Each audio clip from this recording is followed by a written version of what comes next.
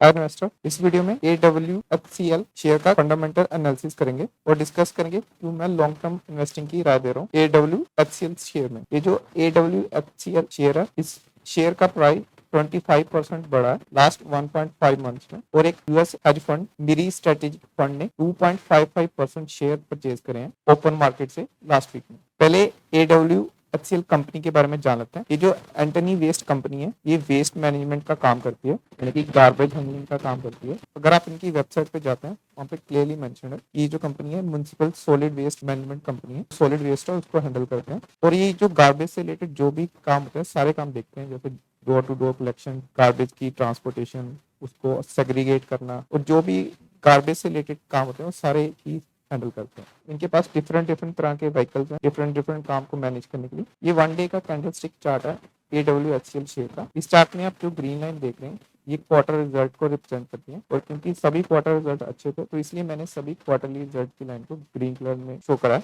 और ये जो दो ब्लू लाइंस आप देख रहे हैं, इन दोनों ही दिन कंपनी को न्यू ऑर्डर्स मिले थे। और ये जो दो पर्पल लाइन देख रहे हैं, इन दोनों ही दिन मेरी स्ट्रेटेजी इमर्जिंग फंड, जो कि एक यूएस का फंड है, उन्होंने इस शेयर में बल्क में बाइंग करी थी ओपन मार्केट। चलिए पहले क्वार्टरली रिजल्ट देख लेते हैं। तो ये जो AWHCL कंपनी है, इनका जो रेवेन्यू है वो क्वार्टर बाय क्वार्टर इंक्रीज हो रहा है, और जो प्रॉफिट मार्जिन है वो भी इंक्रीज हो रहे हैं। लेकिन पिछले क्वार्टर और इस क्वार्टर में थोड़ा ऑपरेटिंग मार्जिन पे प्रेशर देखा गया। लेकिन अगर आप प्रॉफिट की बात करें तो प्रॉफिट भी क्वार्टर बाय क्वार्टर इंक्रीज ही हो रहा है। जो दिसंबर क्वार्टर का रिजल्ट था उस पे ऑपरेटिंग प्रॉफिट मार्जिन पे ज्यादा प्रेशर आ रहा था। अगर हम दिसंबर क्वार्टर का रिजल्ट देखें तो आप देखेंगे कि अगर हम लास्ट ईयर के कंपेरिजन में देखें तो एक्सपेंसेस के केस में एक तो एम्प्लॉय कॉस्ट में इंक्रीज हुआ है, और दूसरा जो मेजर इंक्रीज हुआ है वो अदर एक्सपेंसेस में हुआ है। अगर इसको हम फर्दर और डिटेल में देखें तो आप देखेंगे कि पिछले दिसंबर क्वार्टर के कंपैरिजन में जो एम्प्लॉय एक्सपेंस है उसमें कोई मेजर चेंज नहीं हुआ। दिसंबर क्वार्टर के रिजल्ट में 12.2 करोड़ का इन्वेंट्री बढ़ा है, तो इसकी वजह से एक्सपेंसेस बढ़े हैं। ये जो इन्वेंट्री में चेंज हुआ था ये पिछले क्वार्टर में ही हुआ था। पिछले ही क्वार्टर में उन्होंने इन्वेंट्री परचेज करी थी, लेकिन उन्होंने उसको कैंसिल आउट कर दिया लास्ट क्वार्टर में, और उस एक्सपेंस को इस क्वार्टर के रिजल्ट में शो करा। तो इस इन्वेंट्री एक्सपेंस की वजह से कंपनी के ऑपरेटिंग प्रॉफिट मार्जिन पे इम्पैक्ट पड़ा, और इस प्रॉफिट पे भी इम्पैक्ट पड़ा।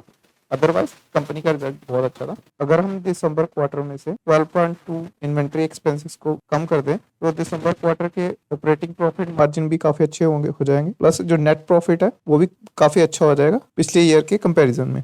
तो इसलिए मुझे दिसंबर का क्वार्टर रिजल्ट भी अच्छा लगा। दिसंबर मंथ में कंपनी को 2 बड़े ऑर्डर्स मिले। पहला जो ऑर्डर मिला था वो 17 दिसंबर को मिला था BMC से 1330 करोड़ का, और दूसरा ऑर्डर था वो TMC से मिला था 333 करोड़ का। और जनवरी मंथ में यूएस के हेज फंड मिरी स्ट्रेटेजिक इमर्जिंग मार्केट फंड ने 16 जनवरी को 3 लाख शेयर परचेज करे ओपन मार्केट से 536.97 पैसे के एवरेज प्राइस पे, और उन्होंने दोबारा से 23 जन को 4,23,000 के राउंड शेयर परचेज करे 563.94 पैसे की एवरेज प्राइस है। और आज 1 फरवरी को जो स्टॉक का प्राइस है वो 515 रुपीज 19 पैसे पे ट्रेड कर रहा है, और ये प्राइस काफी कम है जिस प्राइस पे मेरी स्ट्रेटेजिक फंड ने परचेज करे हैं स्टॉक ओपन मार्केट से। जब दिसंबर मंथ में कंपनी ने ऑर्डर विन करे थे तो स्टॉक का प्राइस में शार्प इंक्रीज देखने को मिला था। उसके बाद स्टॉक के प्राइस में करेक्शन आई, और फिर जब जनवरी मंथ में यूएस फंड ने परचेजिंग करी तो भी शार्प रिकवरी देखी गई थी स्टॉक प्राइस में। इस टेबल में आप देख सकते हैं मैंने किस किस दिन स्टॉक में बाइंग करी है, और मैंने 1 Feb को भी बाइंग करी है स्टॉक में।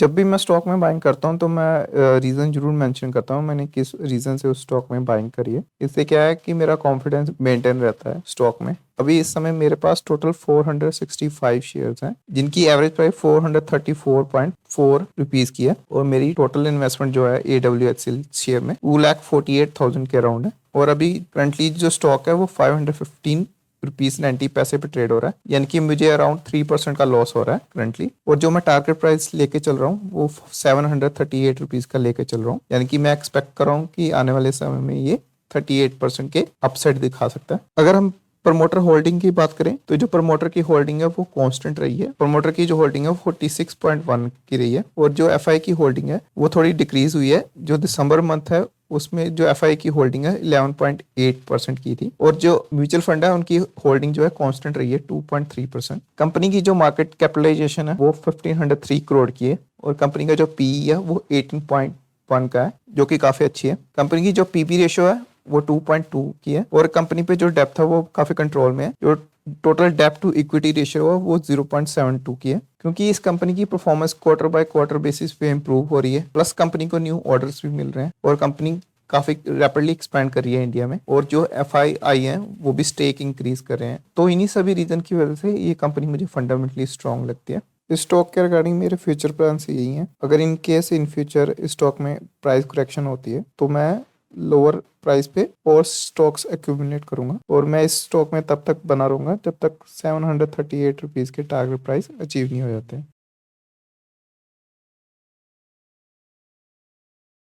और इस स्टॉक के रिगार्डिंग जो भी फ्यूचर अपडेट्स होंगे वो मैं इस वीडियो के कमेंट सेक्शन में कमेंट करके बताता रहूंगा। और ये मेरा टेलीग्राम चैनल है, अब इस चैनल को फॉलो कर सकते हैं स्टॉक मार्केट के रिगार्डिंग अपडेट्स के लिए, या फिर आपका कोई क्वेश्चन हो वो भी आप डायरेक्टली पूछ सकते हैं इस चैनल के थ्रू। Happy investing.